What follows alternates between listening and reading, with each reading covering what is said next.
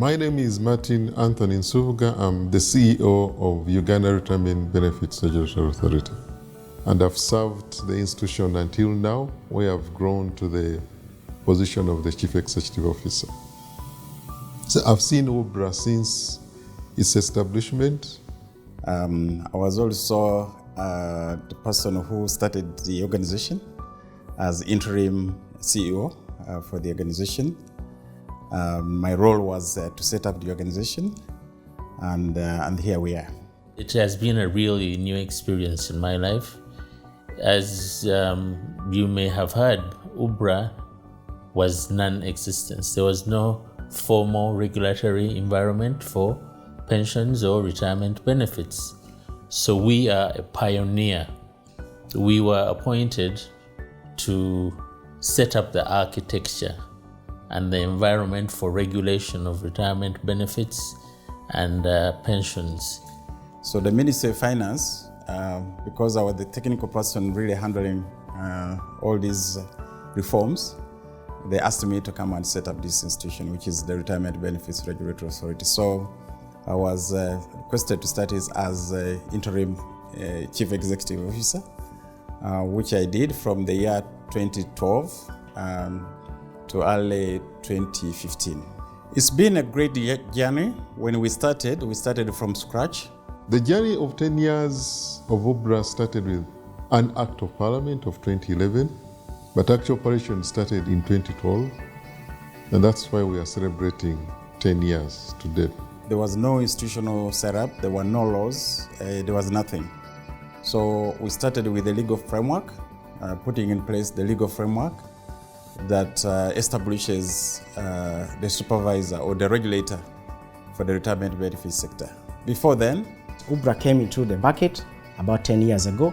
The first thing they did, right from their first offices at Communications House, was to take stock of the market. Who are the players?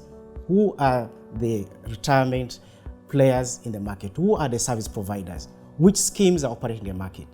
Service to note that there was already something happening in the market, even before URBRA came to play. And because of that, there were Ponzi schemes, there were frauds and all those kind of things. There was no trust in the sector. So our primary objective was to build a system that would instill confidence in the general public. I believe the journey has been very successful. We have a footprint now in the community, and that footprint is best exemplified by the growth of the pensions sector. When we were appointed, the pension sector savings were less than 5 trillion. Today they're approaching 20 trillion. A number of proposals were carried to Parliament, and the biggest one was to actually put in place a sector regulator.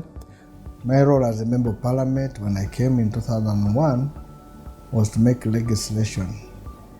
And one of the laws we have made is the URBRA Act, which basically came in to assist how to regulate the retirement pension funds, which were missing in this country.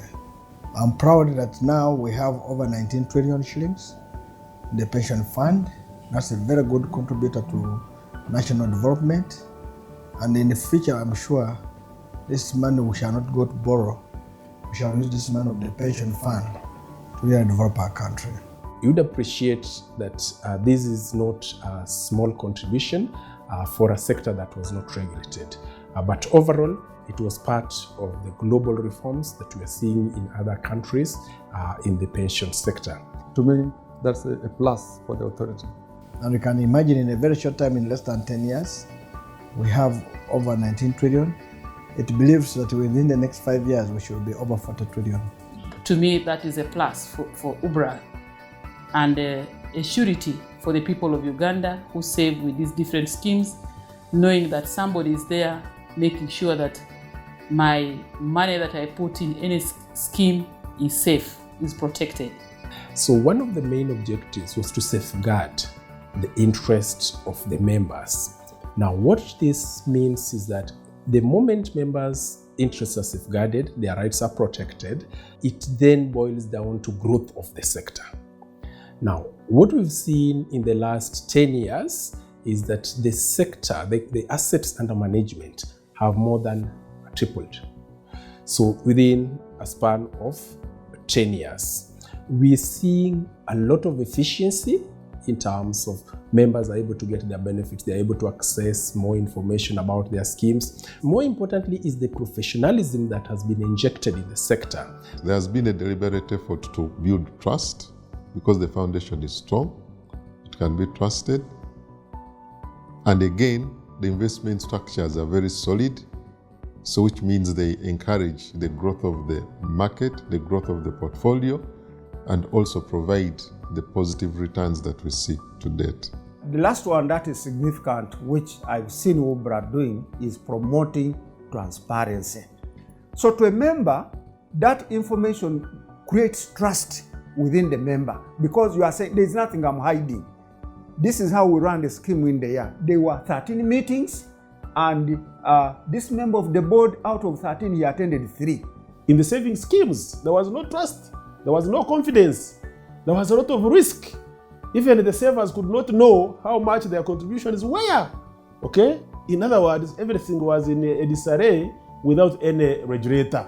I think as well, looking generally at the business environment, you rarely now see complaints of people stating that the funds that they thought they had in their names have disappeared or have been paid to the wrong person. And all this is just because of the supervisory role that URBRA has brought in, which has been pivotal in making us run a world-class pension sector in Uganda.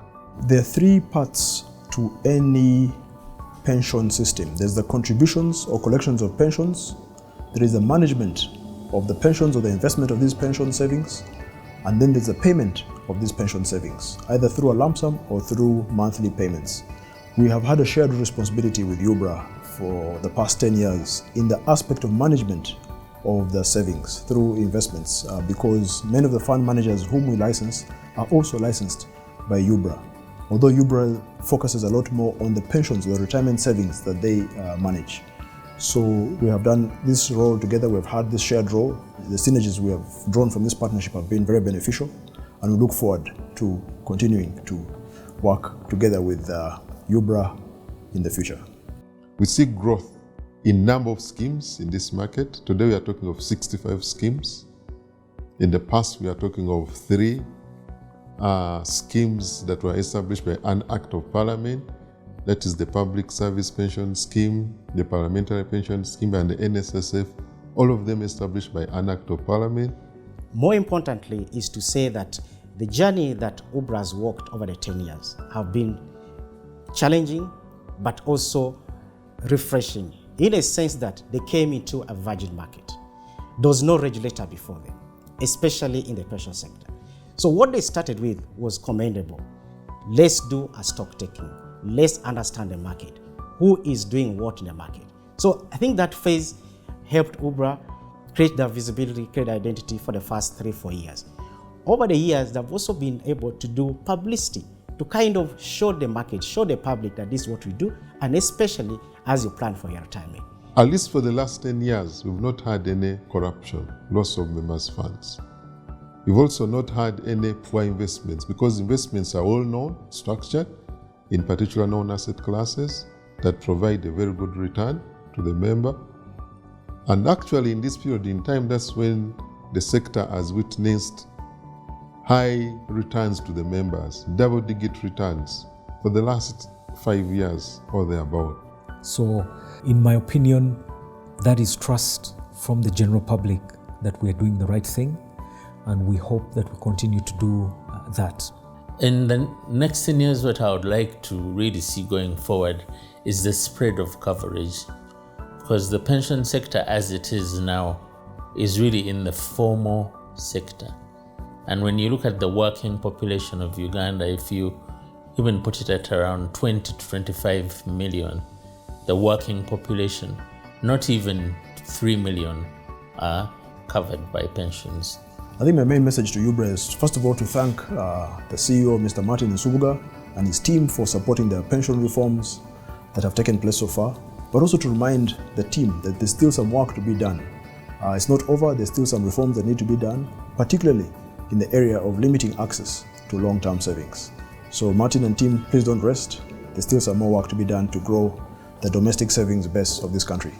We feel that as a committee, URBRA needs to make itself more visible in Uganda, place itself, let the people of Uganda know what they are doing, let the people of Uganda know why they should save for retirement. If you were to ask me, what should URBRA's next 10 years focus on? I would say that URBRA's next 10 years should be to now build this 20 trillion asset base that has been generated, should actually be able to ensure a comfortable life in retirement for all members who are in the retirement schemes. But URBRA should also then allow and come up with mechanisms to support the players to be able to onboard all the smallholders, all the informal sector to come in and secure their retirement by participating and joining the licensed pension schemes in the market. And so my thinking is that we need to support the institution, particularly Parliament of the Republic of Uganda, needs to support resource mobilization for allocation to the authority so that the authority can continue with the widening the coverage. People now, instead of keeping money in boxes, will keep here, and it is in the financial sector, and it's easy to tap in. And the cost of money will go down, but our investment in the country will go high. And I can tell you, if we make very good regulations, we will have the support of Parliament. I believe that the next 10 years are quite pivotal. We've gone through the best building of the industry, and right now we are at the point where we have to be tasked with generating value for our clients and exhibiting relevance over the next 10 years. I'm very, very confident. In fact, I'm really proud of the work that has been done for the last 10 years, and my imagination runs wild. What is possible for the next 10 years? And the other key achievement that or work in progress that URBRA is trying to do, which I again encourage different stakeholders in this sector, particularly Parliament, to support URBRA, is the coming up with a national micro pension scheme. Uganda is, our economy is largely informal, and even within the cities, we have so many people who are operating informally, and yet they earn income, either daily, either weekly or monthly. They earn income in one way or the other.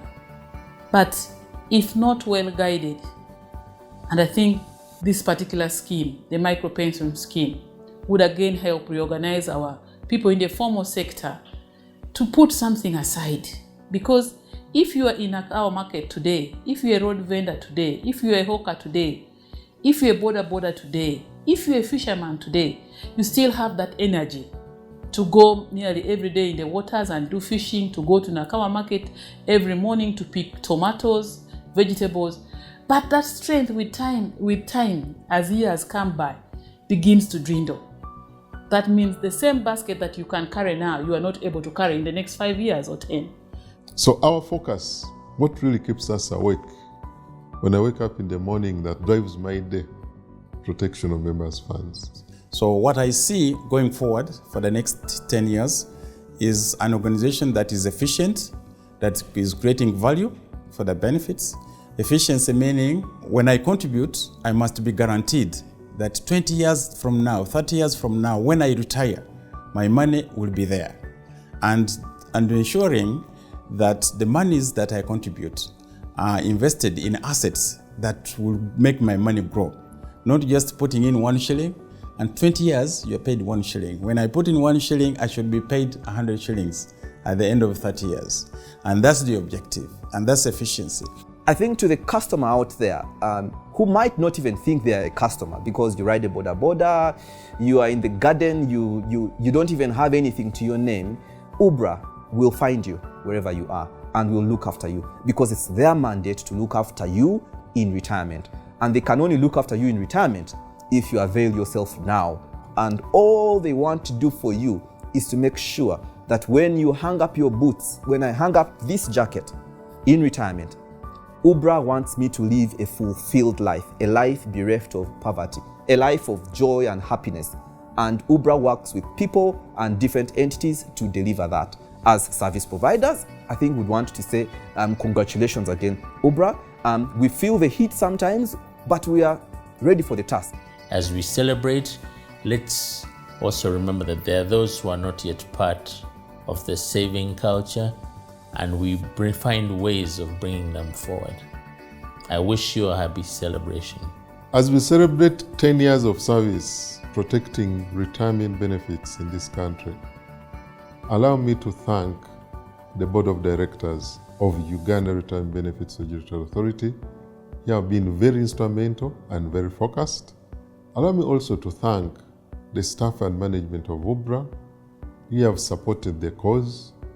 Allow me also to thank my predecessors, the first interim CEO, Mr. Moses Bekavyo, the Chief Executive Officer, my immediate predecessor, Mr. Bonyi David Nyakundi, the government of Uganda who have supported us, providing us with all the resources that we need from the day URBRA started up to now, the regulated entities, the stakeholders, the fund managers, the custodians, the administrators. Without you, we would not be talking of structures of governance in this market. And of course, the members who are saving, who have trusted us, who have continuously saved with the different schemes. Allow me to assure you that as we deliberate on this direction for the next years of service, at URBRA, we shall continue to protect your retirement benefits. May God bless you. May God bless your families. May God bless our country, Uganda. Let us celebrate as we thank God.